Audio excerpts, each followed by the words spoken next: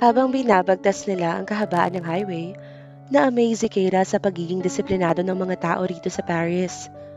Marunong sumunod at malinis sa kapaligiran. Wala ring traffic, kaya naman tuloy-tuloy ang mga sasakyan. At dahil nga dyan, mabilis silang nakarating sa Paris Wine Bar na sinasabi ay nadaanan na nila kanina patungong restaurant. Nag-park lang sila sandali at pumasok na sa loob. Kung sa labas pa lang, ang ganda na, lalo na sa loob nito. It was a cozy bar na nakaka-relax tignan ng ambience. Naupo sila at nilapitan sila ng staff. As usual, si Logan ulit ang kumausap dahil hindi naman masyadong magaling sa French si Keira. Tama lang ang alam niya rito. Kapag mga malalalim na salita ay hindi niya na maintindihan. He ordered champagne na ladies wine nila. Tinanong ni Keira si Logan kung anong order nito para sa kanya. Anong order mo pala? Ladies wine. Bakit? Gusto mo ba ng iba ha? Ha? Bakit walang para sa'yo? Don't tell me mag-isa lang akong iinom rito. Nakasimangot ni Keira na sambit. Alam mo naman na hindi ako pwedeng mag-inom kasi may check-up ako pag uwi natin. Ayokong madetect sa medical ko ang alcoholic drink. I hope you understand. At saka okay lang yan. Papanoorin na lang kita kung paano ka malasing at gumapang palapit sa akin. Biro ni Logan. Nako, may masamang bala ka na naman pala sa akin eh. Biro ni Keira. Sasagot pa sana ito kaya lang dumating na ang wine. Pati ba naman ang wine ang ganda ng bote. Kaya ito, kinuha ni Keira na naman ang cellphone at pinicture ng wine. Of course with the caption, Chilling in Paris, France. Sabay tago ng phone ulit. Uy, ang kulit mo talaga at panay picture ka na naman dyan. Inumin mo na yan ang makauwi na tayo. Reklamo ni Logan. Nagsali na si Keira sa wine glass at nilagok. Grabe, parang walang lasang alcoholic drink ang wine na to. Talagang pang ladies wine nga lang. Ikaw, ayaw mo talaga? Alok ni Keira dito. Salamat na lang at mag-enjoy ka. Kaya lang bawal talaga eh. Wika ni Logan. Fine, sige.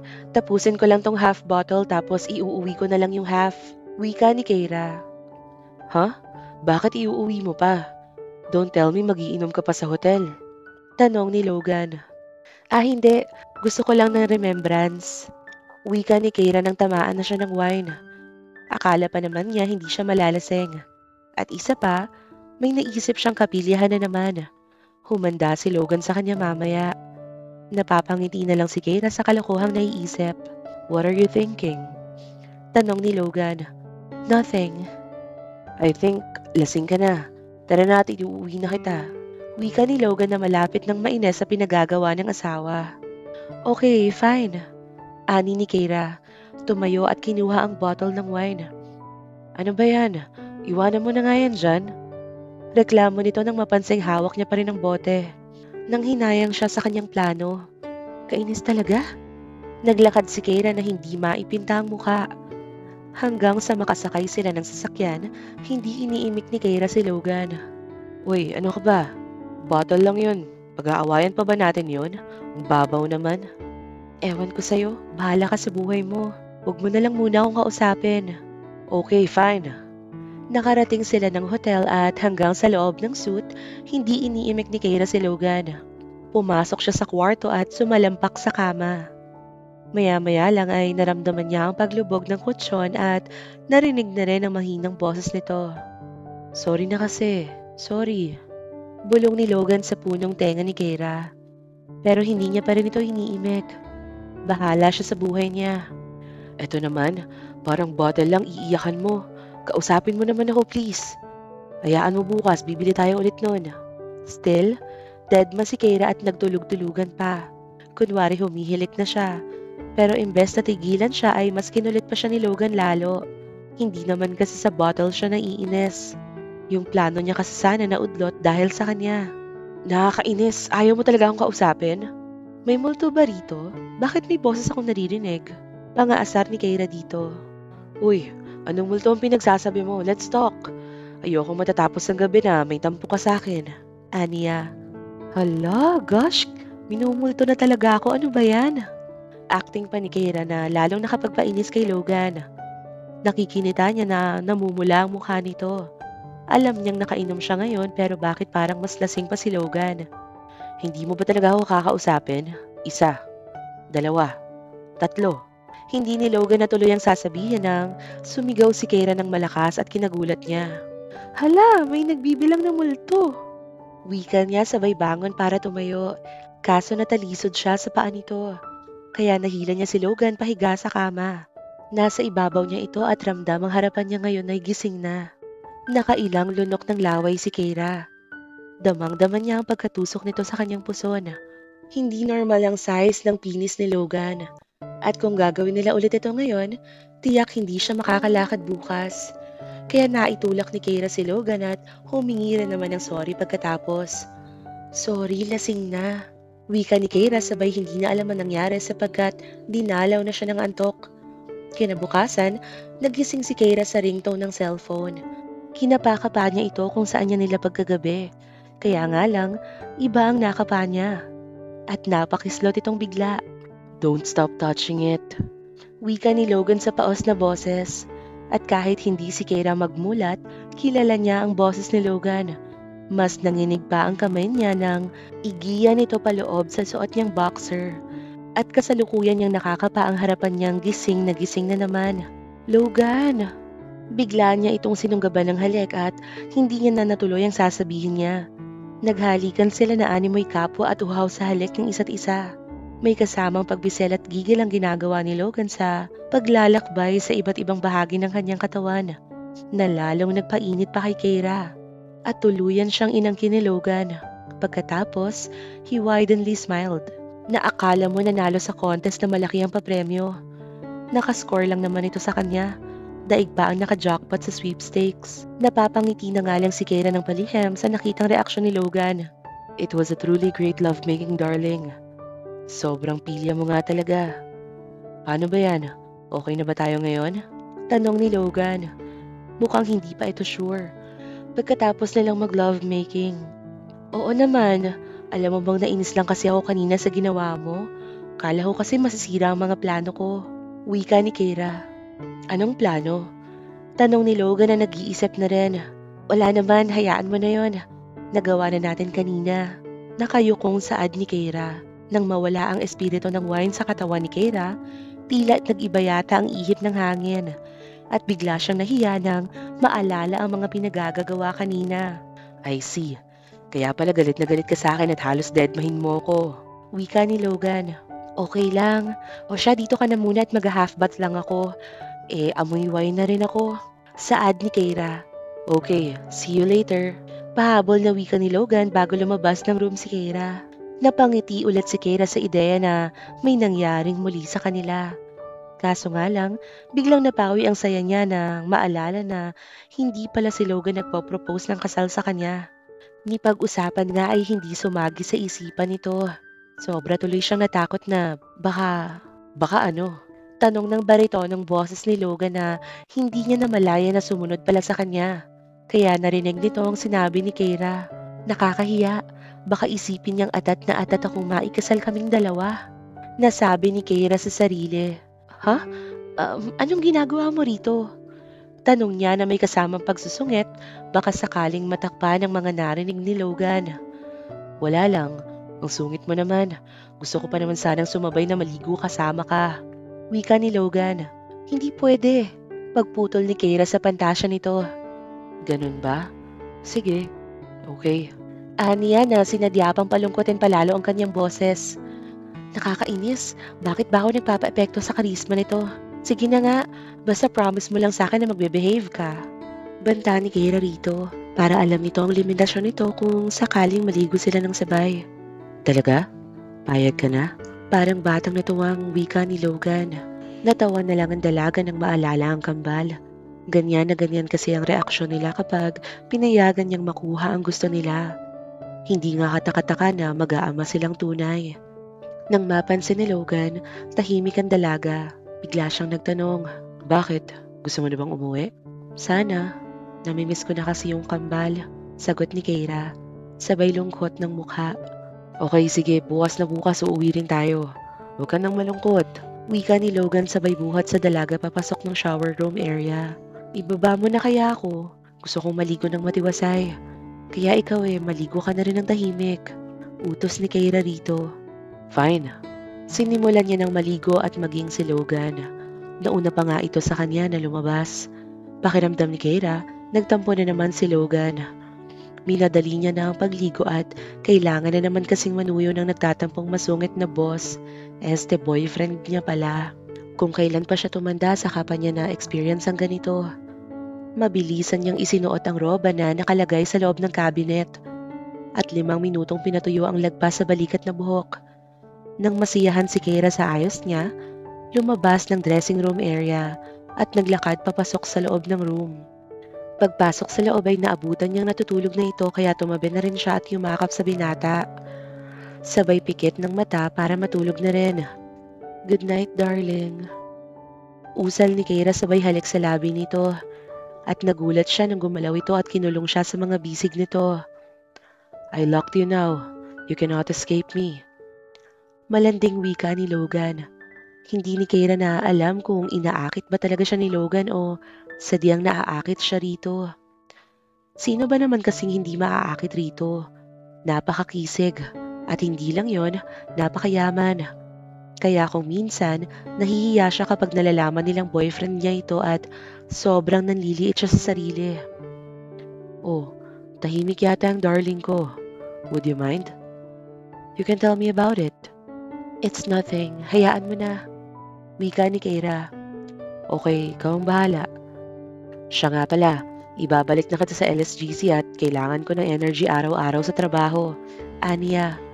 Huh? Bakit naman? Ano naman yun? Akala ko ba napag-usapan natin na next week pa? Bakit ura-urada yata? Kasi I want to see you every day. Para ma-recharge din ako lagi. At isa pa, darling, sekretary naman talaga kita noon pa. Alam ko, kaso gusto ko pang makasama ang mga bata. Kaya kung gusto mo, iba na lang muna ang sekretary mo. Sagot ni Keira. Nakita niyang sumimangot na naman si Logan kaya natahimik na siya. Sige na, kung ayaw mo, hindi muna ako papasok. Ikaw rin, baka bumagsak ang kumpanya. Biro ni Logan na sineryoso naman ni Keira. Ewan ko sa'yo, dami mong alam. Matulog na tayo para bukas maaga tayong makabiyahe pabalik ng Pilipinas. Saad ni Logan. Teka nga, mamimili pa pala ako ng mga pasalubong ko sa kanila. Samahan mo ko mag-mall ha para bumili ng pasalubong ko. Saad ni Keira. Kinabukasan, nagising si Keira ng tanghali na. Napasabunot pa siya sa buhok nang makitang pasado 1:00 na ng tanghali. Dapat ay 7:00 ng umaga lang siya magigising para makapag-mall pa sila. Gigisingin niya na sana si Logan nang makitang tulog na tulog ito. Nakonsensya naman siya na abalahin. Alam ni Keira na dala ng matinding pagod kaya ito mahimbing na nakatulog. Kaso nga lang, sad to say, parang this is our last day in Paris. Heto na nga at balak niya na itong gisingin para maglibot naman sila. Pero ang gusto niya talagang puntahan sa lahat ay yung Eiffel Tower. Naniniwala kasi si Keira sa kasabihan patungkol ron. Since high school ata nalaman niya ang ibig sabihin. Kaya pinangarap niya na one day, she will go there with her one and only love. Kaya naman sinimulan niya ng gisingin ang gustong makasama sa pagpunta ron. Uy, Logan, tanghali na, gising na. Gising niya sabay kiliti sa talampakan niya kaso walang effect. Kaya naman, sinubukan niya sa may tagiliran. Mas lalong wala namang effect. At ang last keycard niya ay ang kilikili ni Logan. Kaso nabigo si Keira nang mas walang reaksyon si Logan. Kaya sa inis ni Keira, kinurot na lang niya ang singit nito. Kaya nagulat siya nang bigla itong tumawa na ikinagulat niya. Darling, later na please, ang aga pa oh. Reklamo ni Logan na parang hindi alam na tanghali na. Anong maaga ka dyan? Tanghali na kaya? Pagkarinig ni Logan sa sinabi ni Keira, kaagad naman itong nagmulat ng kanyang mga mata at tinignan ng wall clock para malaman kung nagsasabi ba siya ng totoo. Sabay baling ng tingin sa kanya. Hala, I'm so sorry. Anya. At nagmamadaling bumangon kaya natawa na lamang si Keira sa pinagagagawa ni Logan. Habang siya ay naiwan sa kama, inayos na ang nagulo nilang higaan at amoy niya pa ang kumapit na wine sa bedsheet. Napapangiti at napapatanong na lang si Keira sa kanyang sarili kung nagawa niya nga ba ang lahat ng yon. Inalis niya na ang bedsheet dahil hindi na rin naman sila matutulog doon. dahil gabi ang flight nila mamaya. Ang bilis, naka 3 days na sila rito. Ayaw pa sana niyang umuwi kung hindi lang talaga kailangan ng binata. Pagbalik ni Logan, nakabihis na ito kaya tinanong ni Keira kung saan ito pupunta. To the moon. Pabirong sagot nito na ikinasimangot naman niya. Ang funny ha, saan nga kasi? Anong saan ako pupunta? Saan tayo pupunta ngayon? Last day na natin dito. Mamayang gabi na rin ang flight natin, kaya puntahan na natin ang gusto mong puntahan. Aniya. Okay, sige, mag-aayos lang ako ng sarili ko. Paalam ni Keira rito sabay labas ng kwarto. Dumaan muna siya sa mga wardrobe cabinet para kumuha ng extra towel pa. Pagkatapos kumuha, diretso na siya sa shower room area at naligo na. Binilisan niya na lang din ang pag-shower dahil alam ni Keira na madaling mainip ang boyfriend niya. Pagkatapos ni Keira na mag-ayos ng sarili, naabutan niya si Logan na nakayuko. Tulog na kaya siya? Nilapitan niya ito at tinapik ang braso. Uy, wake up! Bulong niya sa punong tenga nito. Nag-angat naman ito ng ulo at tumingala sa kanya. Yes, my darling. Tapos ka na? Alis na ba tayo? Yes, let's go. Aya ni Keira rito sabay hawak ng kamay nito at niyakag na palabas ng kwarto. Naglakad sila pasakay ng elevator at nang nasa loob na sila, kanina niya pa napapansin na tila tahimik ito. Kaya naman nagtanong siya, Logan, are you alright? Yeah, don't worry about me. Wika niya. Magsasalita pa sana ito nang tumunog na ang elevator. Naglakad na sila sa lobby ng hotel hanggang sa makarating sa parking. Habang lulan sila ng sasakyan, daldal si Keira ng daldal ngunit tila tahimik ito at ayaw man lang umimik. Kanina ko pang napapansin na tahimik ka dyan. Is there something wrong? Ulit niyang tanong. Halata kasing wala si Logan sa mood ngayon. Nothing to worry about me. I'm okay. Nakangiting sagot ni Logan. Medyo napanatag na rin si Keira. Saan mo pala gustong pumunta ngayon? Tanong nito. Ako? Pwede bang sa Eiffel Tower na lang tayo magpunta? Sagot ni Keira.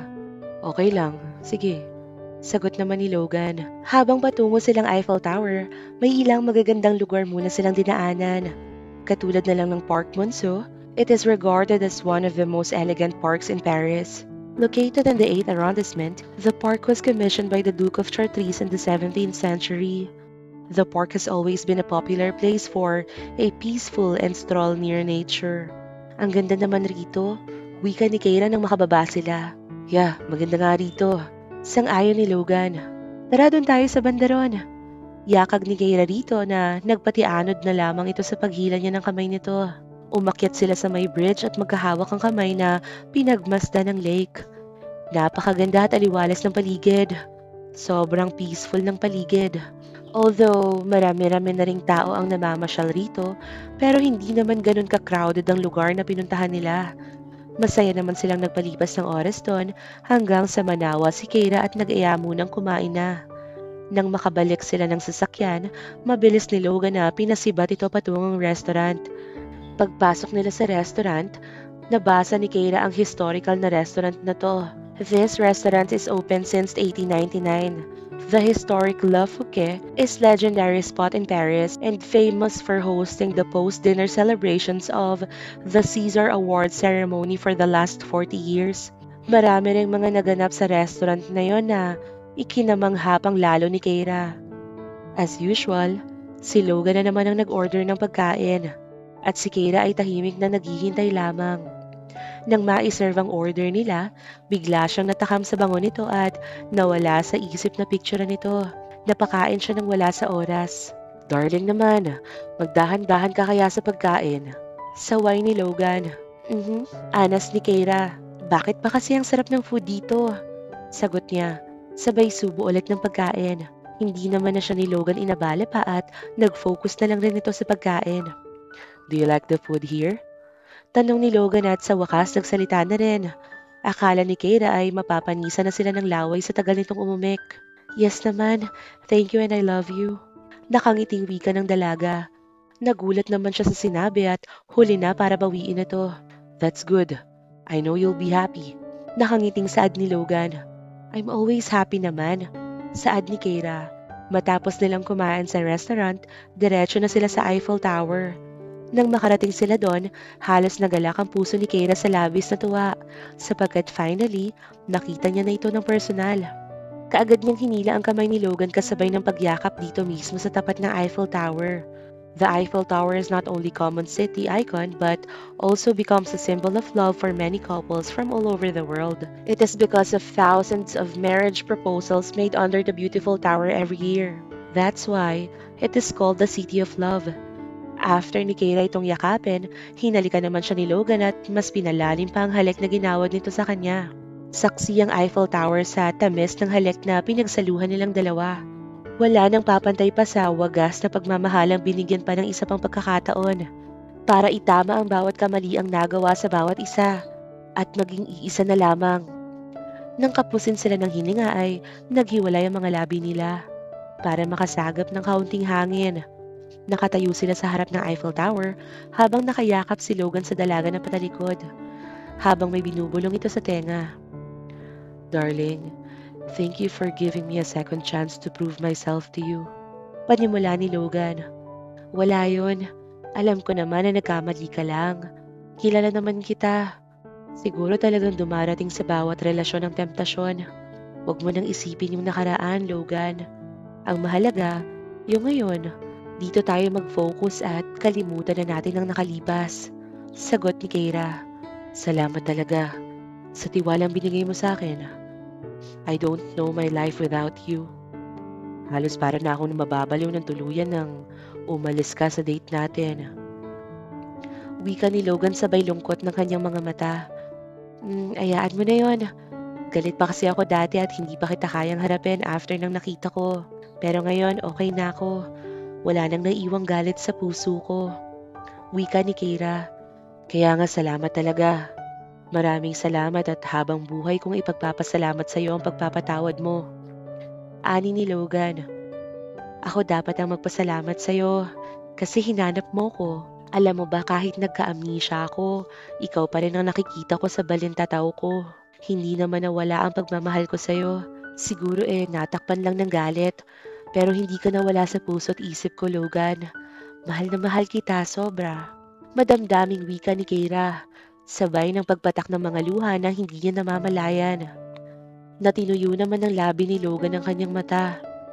Hey, stop crying. I love you so much. Aniya. Nagtagal pa sila na nakatayo sa harap ng Eiffel Tower at ninamnam ang lamig ng simoy ng hangin doon. Habang nakatunghay sila rito, hindi alintana ang lamig ng paligid at ang tanging mahalaga sa kanila ng oras na yon ay ipadama sa bawat isa ang pagmamahala nila. Tunay nga ang sabi nila, love is magical that can help you to heal your heart from the heartache. At dito na po nagtatapos ang ika-20 kabanata ng ating kwento. At sana muli po ninyo akong samahan sa mga susunod pang kabanata.